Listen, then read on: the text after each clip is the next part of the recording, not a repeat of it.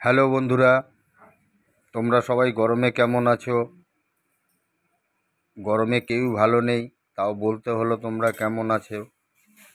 গরমে সবাই ভালো থাকো, সুস্থ থাকো, শাকসবজি খাও। এই দেখো আজকে আমি বাজার থেকে কি কি জিনিস এনেছি তোমাদের দেখাচ্ছি। এই দেখো পেঁয়াজ এনেছি, আর কুমড়োর ডগা, এটা আমাদের গাছের। এই যে ঝিঙা এনেছি, করলা এনেছি, আলু তো সবারই ঘরে লাগবে তাই আলুও এনেছি, ভেন্ডি দেখতে পাচ্ছ, কাঁচা আম এনেছি।